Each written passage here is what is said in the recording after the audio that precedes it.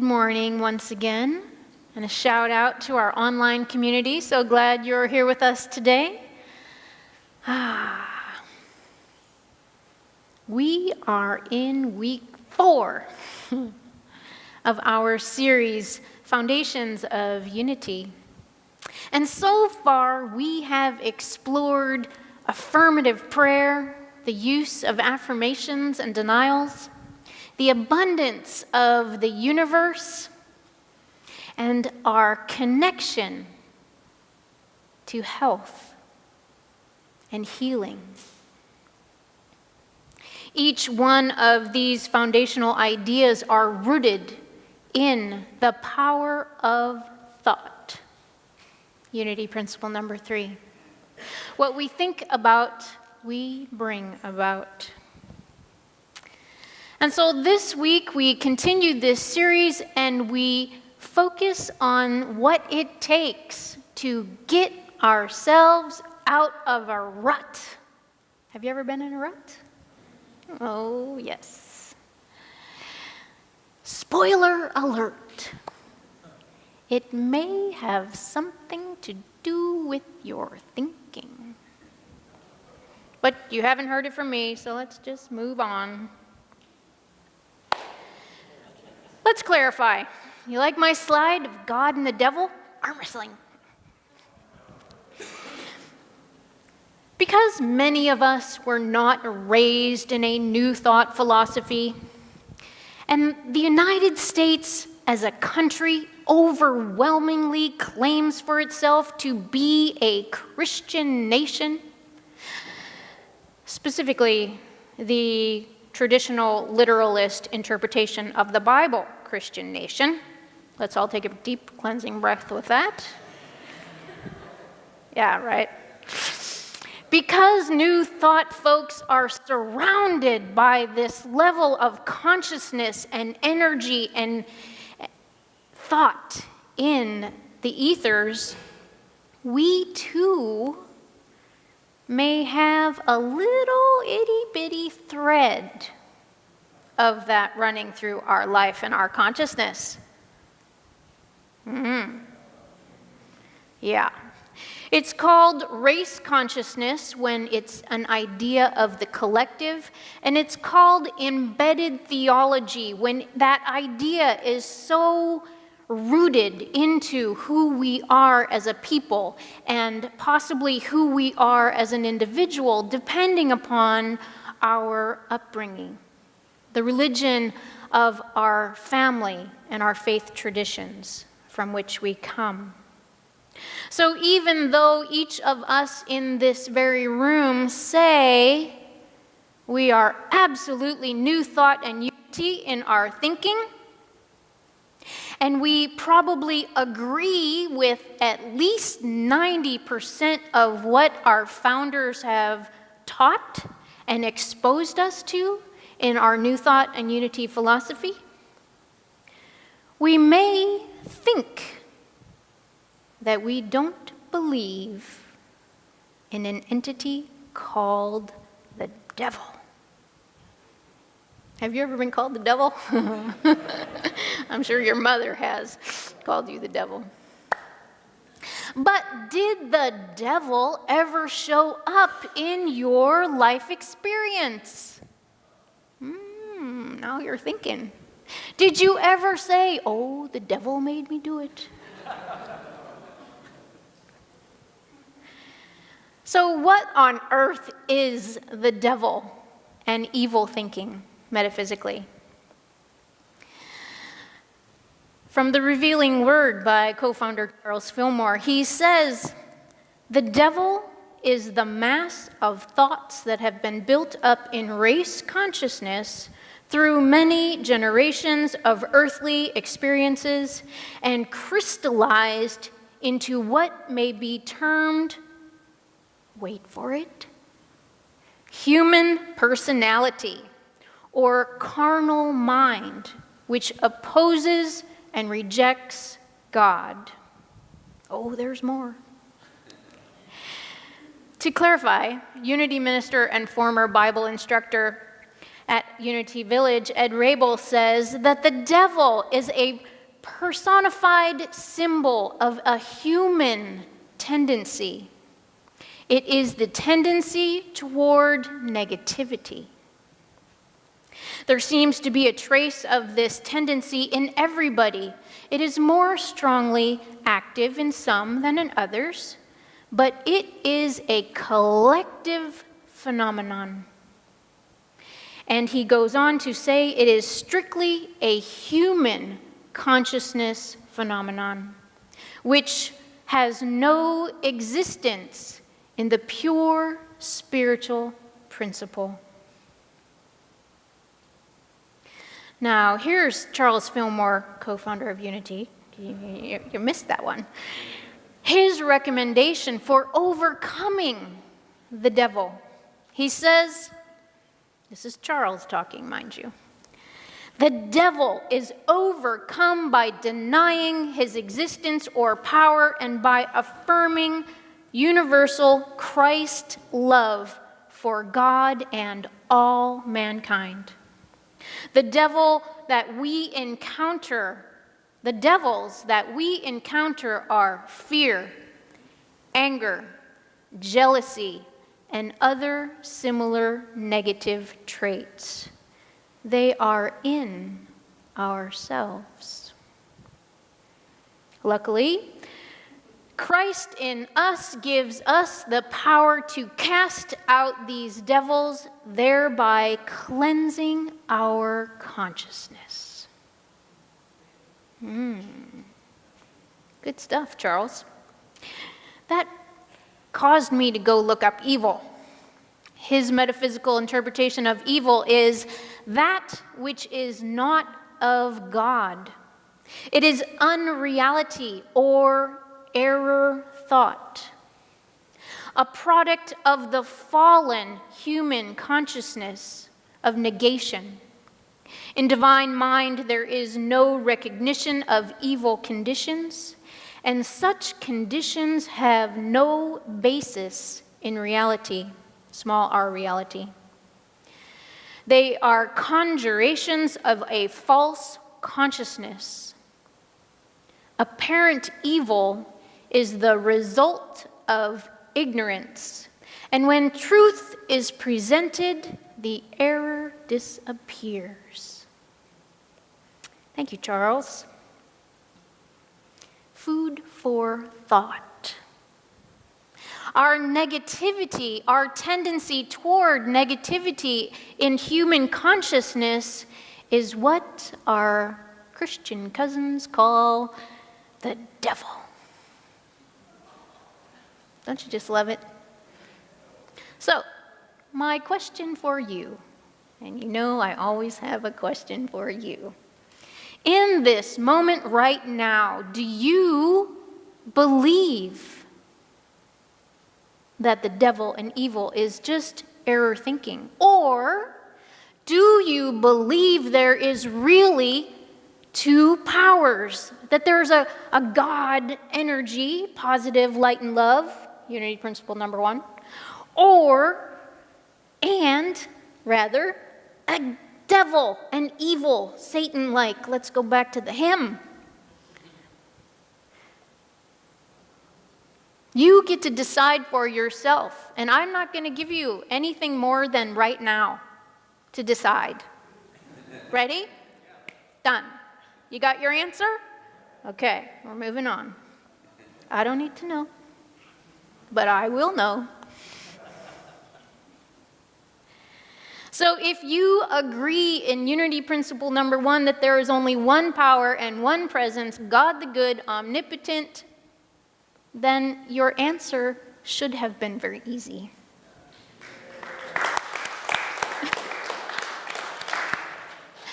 And therefore, it should also be very easy for you to not entertain evil thoughts, negative thoughts. Yes. So when we overcome the devil of negativity, the evil thoughts of jealousy and fear and anger.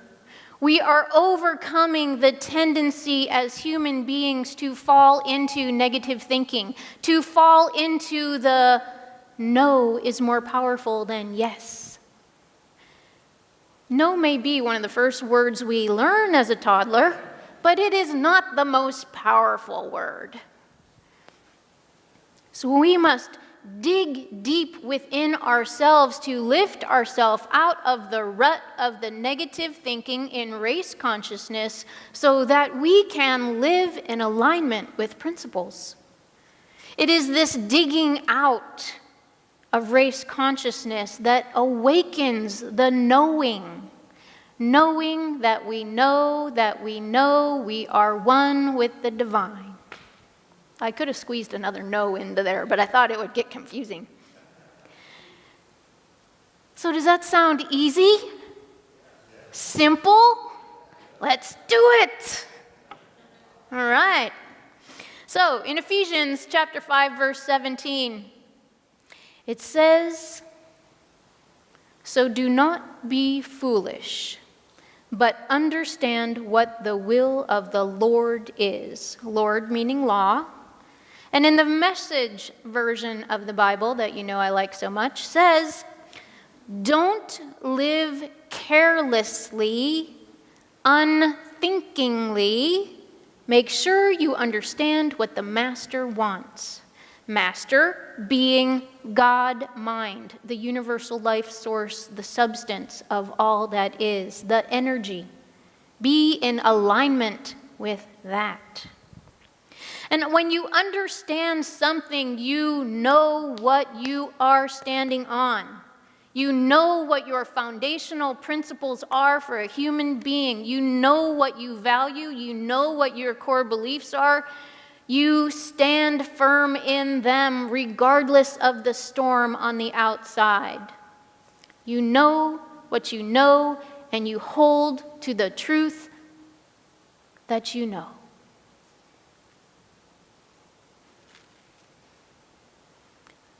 But you have to know what are your personal core values.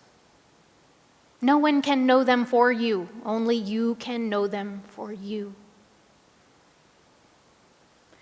And so from the depth of your being, one that we share would be knowing that we are one with God. So as we get ourselves out of a rut of the race consciousness and negativity, it requires for us to look into our own psyche. It requires holding up the mirror to look at ourselves and be 150% honest. It requires us to cease feeding the belief in negativity, the belief in us and them, to no longer feed what appears not to be godlike and purposeful for all life. Make a choice that serves the multitude, not just you. Make a choice that makes everyone benefit, not just your group. Make a choice that allows all people of all races and all colors survive and thrive, not just Americans or people in the United States, rather. We must be mindful to cease and desist and abstain from negativity, especially the current thought of negativity that runs through race consciousness today. You know, when I was working with kids, we had this little teaching to help them remember, and it's stop, think, peace. It was very easy. Stop, think, peace. And I would add to that, stop, think, oneness. Stop, think, oneness. Because we are all one. We say that over and over, and yet in your daily life, every single choice you get, are you making a choice for oneness with every decision you make? You don't have to answer that question right now. So when you look into your psyche, be prepared for whatever is buried in there, because there's stuff. Have you cleaned out the closet lately? There's stuff down in there in the creepy crawly corners that you've forgotten about. And that will be in your psyche. But it is important to know what is the software that is running underneath all of the conscious thoughts we know about. What is that programming that is moving our lives along, and the driving force that is moving individually, collectively?